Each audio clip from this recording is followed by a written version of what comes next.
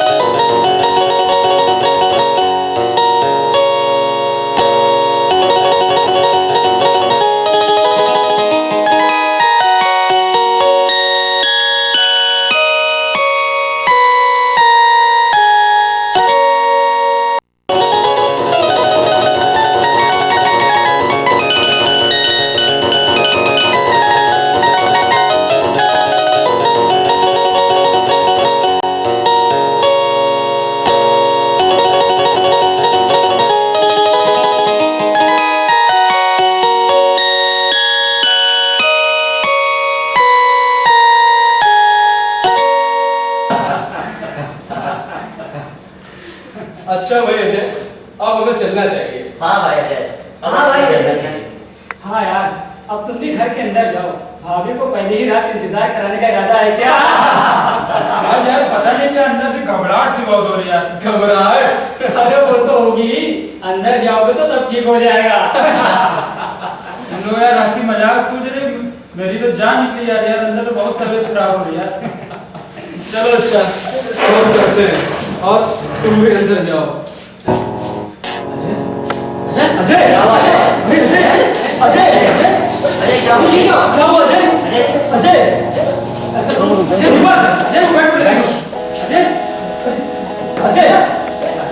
अजय, क्या हुआ दीपक? अरे इसके हाथ से लो भाई। अजय, अजय, अजय, क्या हुआ अजय? अजय, बोले क्या हुआ? अरे क्या हुआ? पता नहीं क्या हुआ अजय। क्या हुआ? अजय बाबू, अजय मेरे को दौरा पड़ा, दौरा। मैं बाबू को खबर करता हूँ।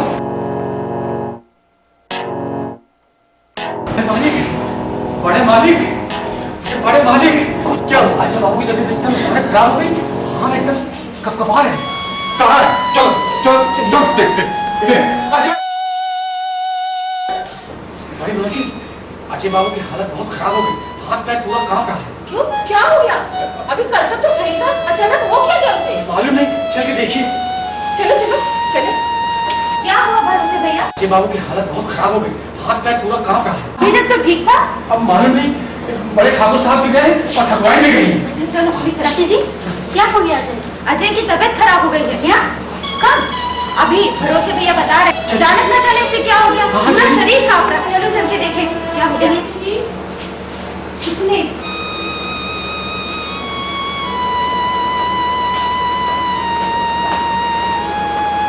अभी अजय को क्या हो गया? चलो ठीक है, तो घबराओ मत, हम लोग अभी देख के आते हैं। बैठो, चलो बड़ी।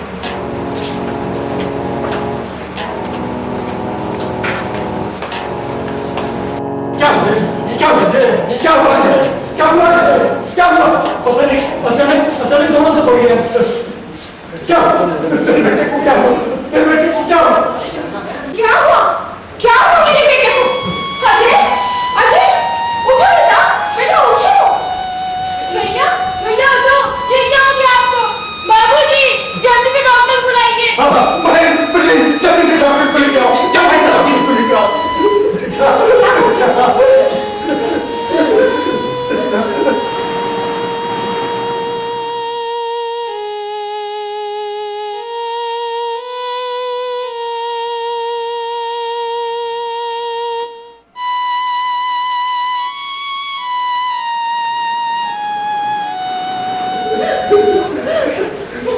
क्या हो गया अजय को सर?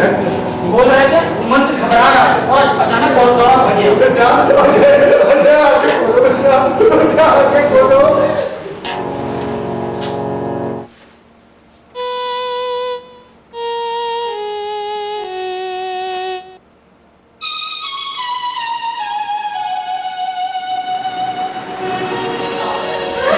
ये कैसा हो गया? क्या हो गया मेरे अजय को?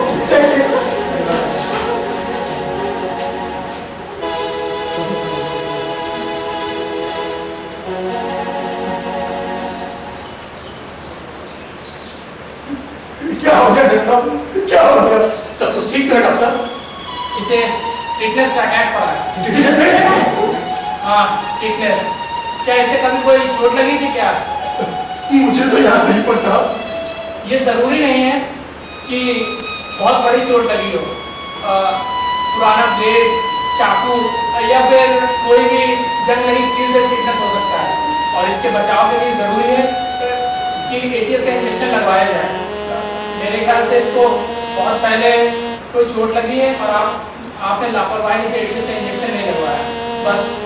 बस इसी कारण इसको अटैक पड़ गया। क्या कुछ नहीं हो सकता? नहीं, सॉरी।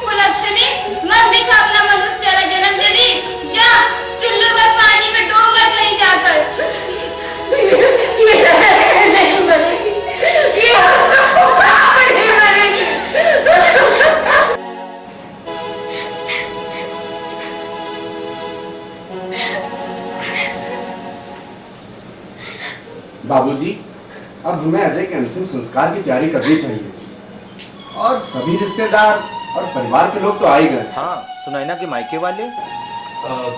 उन्हें बुलाया नहीं गया। क्यों? वैसे उन्हें भी बुलाना चाहिए था। हमने उसकी आवश्यकता ही नहीं। उनके आने से हमारी सारी योजना गड़बड़ा सकती। योजना? कैसी योजना बाबूजी? महेंद्र, तुम बताओ ब्रजेंद्र को कि हमारी क्या योजना है। ब्रजेंद्र, दरअसल हमारे खानदान में एक पुरानी प्रथा रही है जो पिछली कुछ पीढ़ियों से बंद पड़ी थी। भाई साहब उसे दोबारा शुरू करना चाहते हैं। मैं कुछ समझा नहीं चाचा जी। पुरानी प्रथा वो कौन सी है? सती होने की। ये हमारे खानदान की पुरानी परंपरा है और अब हम इसे पुनः जीवित करना चाहते हैं। परंतु ये तो गैर कानूनी प्रथा है और ऐसा करके हम सब फंस जाएंगे। वैसे भी ये सब रूढ़िवादी विचारधारा है। आज इसका कोई मार्ग नहीं है बाबूजी। हमें इस पचड़े में नहीं पड़ना चाहिए। अपनी ना समझो ब्रजेंद्र, बात को समझने का प्रयास करो। इसमें ना समझने वाली कौन सी बात है? ब्रजेंद्र, गांव के बाहर ग्राम सभा की जो 10 बीघा जमीन पड़ी है ना, क्या तुम नहीं चाहते कि उस पर हमारा कब्जा हो? चाहता तो हूँ, लेकिन क्या उसी स्थान पर अजय का अंतिम संस्कार करके सुनैना को सती कराकर उस जमीन को हम सती स्थल का नाम देंगे और फिर उस जमीन पर हमारा कब्जा हो। और क्या सुनैना इसके लिए तैयार होगी? नहीं होगी तो कर ली जाएगी। और ऐसे भी अजय के मरने के बाद उसका हुआ क्या, उसका इतना बड़ा पहाड़ का जीवन अकेले कैसे कटेगा? नहीं, मैं सती होना नहीं चाहती। मैं सती होना नहीं चाहती। मुझे सती नहीं होना। तुझे सती होना ही पड़ेगा। अजय के मरने के बाद इतना बड़ा जीवन कैसे काटेगी? सदियों तक लोग तेरी पूजा करेंगे, पूजा। हम लोग तुझे देवी बनाना चाहते हैं, देवी।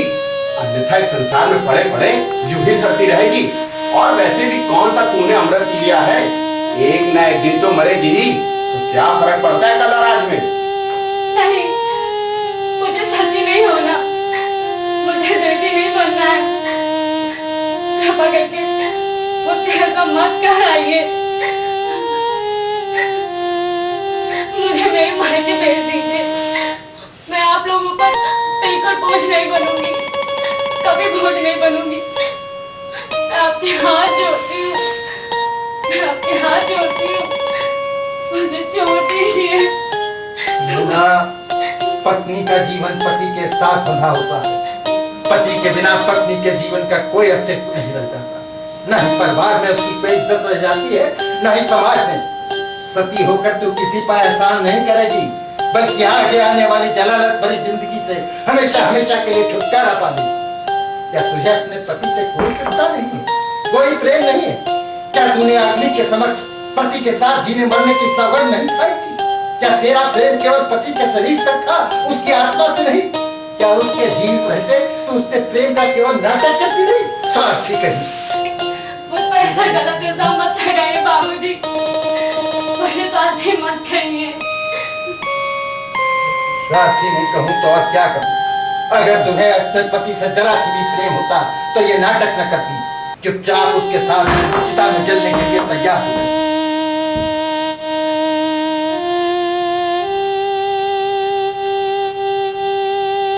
बाबूजी, क्या पति के शरीर के साथ जीवित जल जाने मात्र से ही पत्नी की पति भक्ति और पत्नी का पति के प्रति प्रेम परीक्षण किया जाएगा? पत्नी की पति के प्रति सच्ची श्रद्धा तो तब होगी जब वो पति के ना रहने के बाद उनके अधूरे सपनों को पूरा करे। और मैं उनके अधूरे सपने को पूरा करना चाहती हूँ बाबूजी। भाई साहब, ये तो बड़े बड़े आदर्शों की बातें कर रही है। लगता है अब ये घर से बाहर निकलकर आवारा लोगों के साथ रंगरलियां मनाने का सपना देख रही है। अरे इस तरह से तो हमारी सारी इज्जत मिट्टी में मिल जाएगी। तो तूने सती न होने का पक्का फैसला कर लिया और उसके बाद घर की चार दीवारी से बाहर निकलकर हमारी इज्जत का जनाजा निकालने की योजना बना रही है। आप गलत सोच रहे हैं बाबूजी। कम वक्त जबान लड़ाती। अगर शाम तक तूने अपना फैसला नहीं बदला तो हम तेरी ऐसी दुर्गत करेंगे कि देखने वालों की रूह कांप जाएगी। और अगर तू फिर भी नहीं मानी तो तेरे टुकड़े टुकड़े कर अजय की चिता में फेंक देंगे। समझी?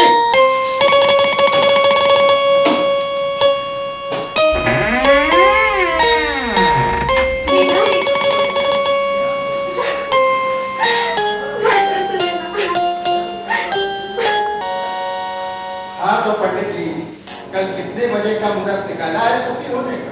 शू शू शू शू मुहूर्त सती होने का या 50 लाख की जमीन पे कब्जा करने का? शू शू शू शू शू कुछ भी समझ लो पंडित जी, अब मुहूर्त तो बताओ। शू शू शू शू इतनी बड़ी बात का मुहूर्त बिना दक्षिणा तक के कैसे बता दूं ठाकुर साहब? बोलो, क्या चाहिए दक्षिणा में? शिव शिव शिव शिव शिव शिव जी झूठ ना बोलवाए। उसी जमीन में एक हिस्से में अपना भी। अरे वाह, बड़े बड़े सपने देख रहे हो पंडित जी। हमें नहीं भी शर्माना मुहूर्त औरत। क्या फर्क पड़ता है? अरे 2 बिस्वा जमीन पंडित जी को भी दे देंगे। आखिर ये बेचारे भी तो हमारे ही साथ है। चलिए पंडित जी, 2 बिस्वा आज को भी अब मुहूर्त निकालिए। शिव शिव शिव 2 विश्वा और मिल जाता तो कमाल है, आप तो मुंह फैलाते जा रहे हैं पंडित जी। चलिए पंडित जी, 2 बिस्वा जमीन और आपको भी। बस अब जल्दी से मुहूर्त निकालिए। कल प्रातः 8 बजे का शुभ मुहूर्त निकल रहा है शिव जी की कृपा से। शिव शिव शिव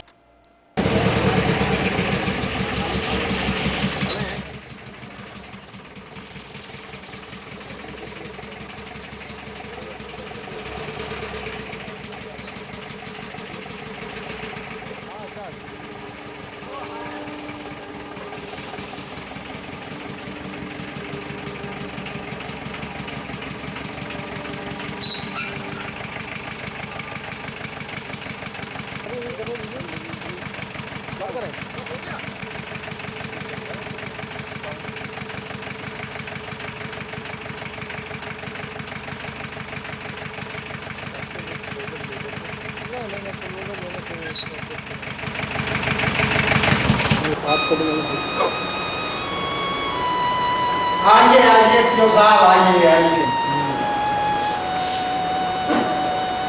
ठाकुर साहब, आपके बेटे के बारे में सुना, बड़ा कष्ट है।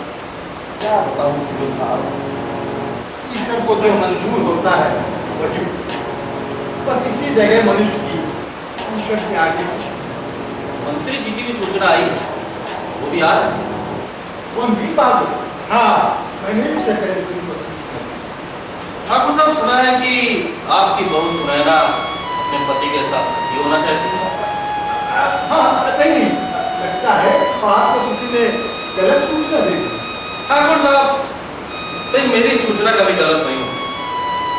बहुत दर्शन ये है यादव जी कि मैंने उसको बहुत